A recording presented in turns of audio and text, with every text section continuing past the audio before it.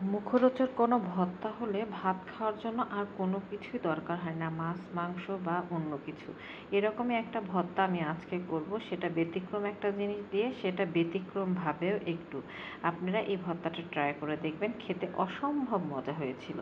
যাই হোক, আমি আমার মূল কাজে চলে যাই। এটা হচ্ছে মানকচু, আমি আসলে নাম জানতাম না, আমাকে এক আপু জানিয়েছে এটা হচ্ছে মানকচু।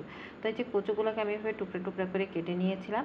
কেটে নেওয়ার কারণ হচ্ছে এই কচুগুলোকে আমি সিদ্ধ করব, তবে সিদ্ধ করতে গিয়ে আমি একটু বিপদে পড়ে গিয়েছিলাম, একটু সময় লেগেছিল। আমি প্রেশার কুকারে দিয়ে এটাকে সিদ্ধ করেছিলাম। প্রথমে এমনি ট্রাই করলাম, দেখলাম সিদ্ধ হতে সময় লাগছে, সেজন্য প্রেশার কুকারে সিদ্ধ করেছি।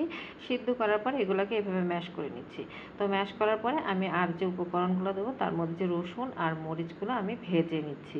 রসুন আর মরিচগুলো আপনারা সরিষার তেল দিয়ে সুন্দর করে ভেজে নিতে পারেন, অথবা তেল ছাড়াও ভেজে নিতে পারেন, যে যেভাবে চান সে সেভাবে ভেজে নিতে পারেন। তো আমি আবার একটু পেঁয়াজও ভেজে নিচ্ছি।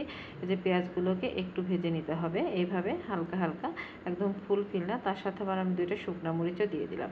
আমি যেহেতু ঝালের পরিমাণ কম খাই, সেহেতু আমি একটু ঝাল কমই দিচ্ছি। তবে কচু ভর্তাতে আপনারা ঝাল বেশি দিলে খেতে বেশি মজা লাগবে, যেটা আমিও জানি, আপনারাও হয়তো জানেন। তো যাই হোক, আমি এখন চলে যাচ্ছি এইটা বেটে নেব, যে আমি শুকনো মরিচ, কাঁচা মরিচ, রসুন এবং পেঁয়াজ, এটাকে এখন আমি পাটায় বেটে নিতে হবে। বেটে নেওয়া হয়ে গেলে এরপরে যা করব সেটা হচ্ছে, আমি এই ভর্তাটার সাথে এই যে এই পাটায় বেটে নেওয়া উপকরণগুলো মিক্স করে সুন্দর করে ভর্তা করে নেব।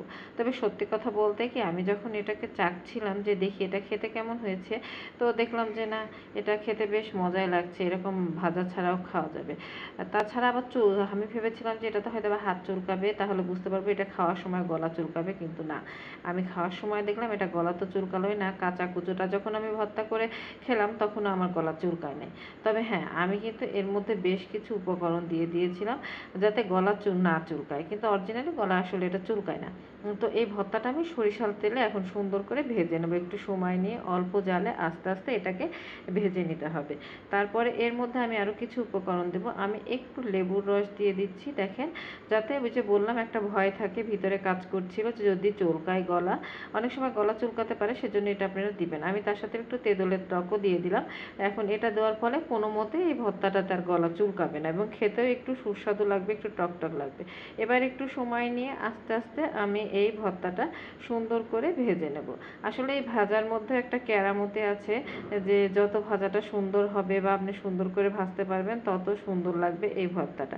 আর ভর্তা হলে তো বাঙালির আর কিছুই লাগে না, বলেন, আর কিছু লাগে না। আর একটু ব্যতিক্রম অন্যরকম জিনিসের ভর্তা খেতে আমরা খুবই বেশি পছন্দ করি। তো দেখেন আমার ভর্তাটা কত লোভনীয় হয়েছে। আর এটা দিয়ে আপনি নিঃসন্দেহে 1 প্লেট ভাত খেয়ে উঠতে পারবেন, কোনো সমস্যা নেই। আমরা তো বাঙালি। দেখেন এই যে ভর্তাটা দিয়ে আমি ভাতটা খাচ্ছি, গরম গরম ভাত খেতে আমার খুবই ভালো লেগেছে।